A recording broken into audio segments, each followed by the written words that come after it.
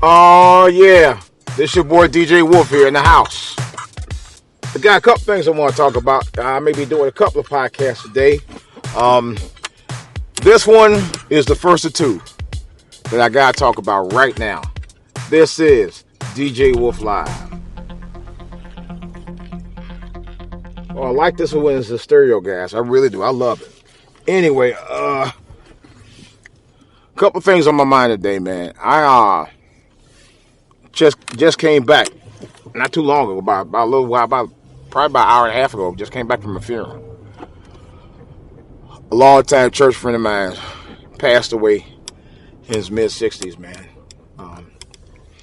He was going through some rough stuff, man. He had a terrible illness, and I just saw him back in September time frame, I believe. It's devastating to see him in the shape that he was in. And it broke my heart, man. It broke my heart. I mean, loved everybody. Nice guy. God-fearing man. Talked about the Lord all the time. I mean, all the time, man, you know. And the one thing I admired about Tony was the fact that he spoke eloquently about whatever was on his mind, whether you like what he said or not, whether you thought it made sense to you or not. He was going to say what he was going to say, you know, and define his beliefs of why he said it. I can honestly say that with conviction because he was kind of a man after my own heart, because I'm the same way. You know, I always said, and I still continue to say this, there's always something to be learned from someone's passing.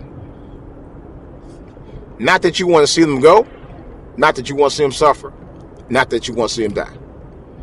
But there's always a life lesson to learn from death. I've always said that, even when my father's passing. You know, and that's still ongoing now with the family stuff I'm dealing with now with them, with probate and all that. That's another whole story. I'll talk about that in another podcast.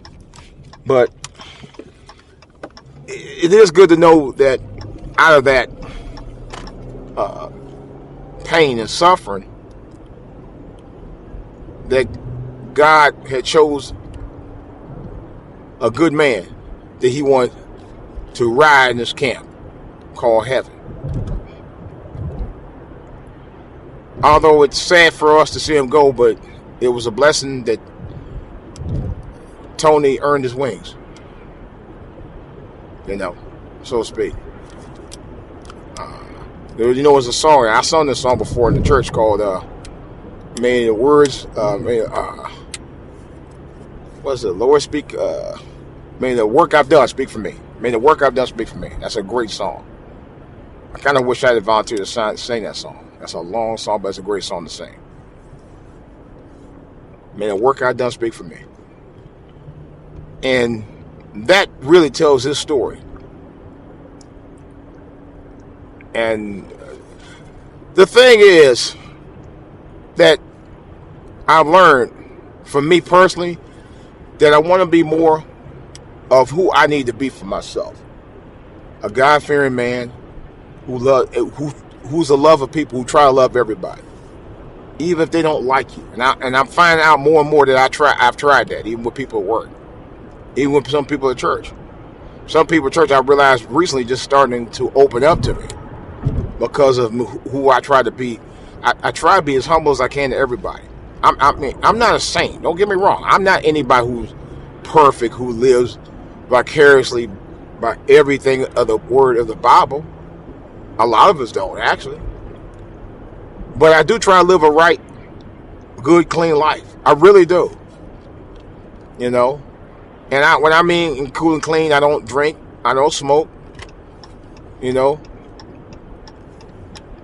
I don't go out there and do dirt. I don't try to rob nobody. I hopefully don't nobody try to rob me. You know? I just try to live a right life. I really do. I try to act right with people. I try to live right with people. But some people don't want to act right with you. You know, I'm dealing with some of that right now with some of my closest relatives. You know, but that's another story. But I still try to live a good, clean life regardless of what they doing. You know, I had to move past what they doing, not worry about what they would do, what I need to do for myself and my family. You know, that's like when you're at church. You know, not everybody in church is going to be your cup of tea, or you're going to be their cup of tea. But you can't worry about whether people like you or not anymore. You got to move on. You know, and I realized that today when I was in church. If we cool, we gonna roll. If we're not, I'm still gonna roll. Maybe not with you particular, but I'm gonna still roll. You know, not everybody you know is gonna be your friend. Not everybody your kind gonna be your friend. Not everybody you work with is gonna be your friend. Not everybody you know won't like you. Not everybody you like is gonna like you. Not everybody that you know you're gonna like. You just need to be yourself. You need to be humble on your own. And you need to be right on your own, in your own terms. I told my niece one time, I said, don't let anybody change the integrity of you. Which is what I think I should name this podcast. Do not let others change your integrity of yourself, of who you are, the essence of you as a person. And I told her that when I noticed how sweet she's a very sweet person. And when she was comforting my father,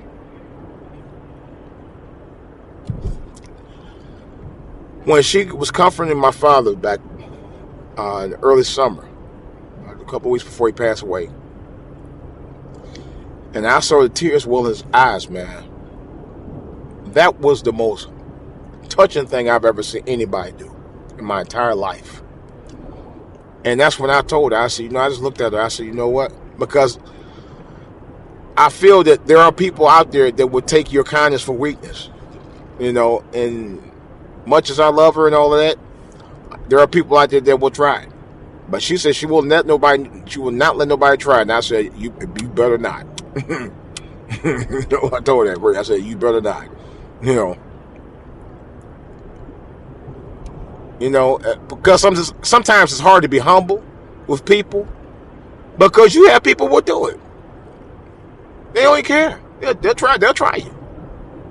They'll try to take your integrity. They'll try to manipulate who you are just to benefit them. And that's the one thing I liked about my church friend Tony. He wasn't that type of person. He was a nice person, but he'll tell you right in front where he stood. I'm that kind of person too. It's funny, and I've had people in the past do this for years. It's funny how I even people in my old job, I had a couple of them like that too. We were all nice and cordial. Next minute, they'll try you. And as soon as they try you, you try them back. Or you let them know where you stand. And all of a sudden, their whole demeanor changed. Their entire demeanor just changed on you overnight. That's a fact. That's happened to me before. I had a coworker do that. I had a couple of coworkers do that. Sure did. They think they're just going to just talk about you and walk all over you and throw you in the bus and even lie on you. I had to put a stop to this shit real quick. But as soon as I put a stop to it, all of a sudden I'm wrong. All of a sudden I'm guilty. All of a sudden you want to make me the bad guy. I've had family members this year pull the same shit. They had to put their ass in check. And not that I wanted to go there. I swear I did not want to go there at all. Main reason I didn't want to go there because I don't feel that I had to go there. I should have to go there with my own people. The people who I was raised with, the people who raised me, the family I love, the family I started out with. I didn't think I had to deal with that mess with them, but unfortunately it did. And I think this year it changed me. And I don't mean it changed my integrity, but it just changed my perception of how people who I thought that's my true blood was going to ride with me every step of the way. And this year they didn't. That hurt me, man. That hurt me to the core. It still does. But my integrity will not change. It will not falter. It will not be compromised. Bottom line, I'm not going to let that happen. You got people do that. They will do it. They'll do it in a heartbeat. They'll sure do it. They will do it in a second. And the bad part about it is they don't care. They really don't care. They really don't give a damn. They do not care. At all. At all. Don't care. One way or another way. That's what I tried. Yeah. They just don't care. You know, but I'm here to tell you. You have to care for yourself. You have to care about your integrity. You got to care about the fact that you're not going to let nobody try to throw you under the bus without a fight. And I don't mean necessarily a physical. I mean a verbal. You know, but you try to keep it civil. At least that's what I try to do. Some people don't care. They'll take it to the next level. But you can't let them. Every once in a while, you may have to walk away from a verbal altercation to keep it from going physical. Sometimes you gotta, you know, I wouldn't say reason with anybody. Sometimes you gotta let people think that they're winning when they're really losing. And sometimes you just gotta be yourself and move on. That's what my friend was. He was himself. People didn't always agree with what he said. And yet, he humbled himself and moved on.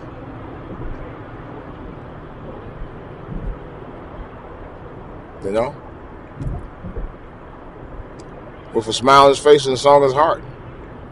I strive to be more like that. I also strive to be more like Jesus. That's a tough road, I tell you. But like I said, people will take advantage of your kindness for weakness. And sometimes you have to let people know where you stand. You have to. You know? You just do. Whether they agree with you or not. You can't make everybody agree with everything based on your opinion. But you can take a stand on what you believe. And not worry about what they think. And not be compromised about your thought process. You know? Because you got people out here that will do just that.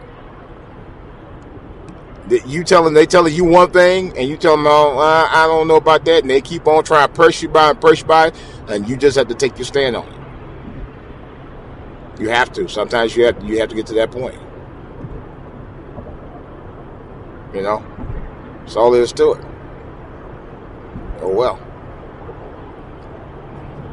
It's about taking your stand.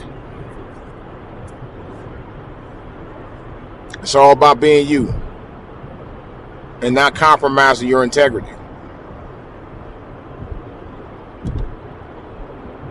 And not compromising your beliefs or who you are.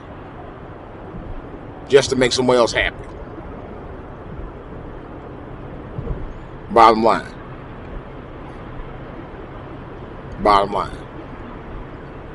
Tony, rest in heaven, my brother.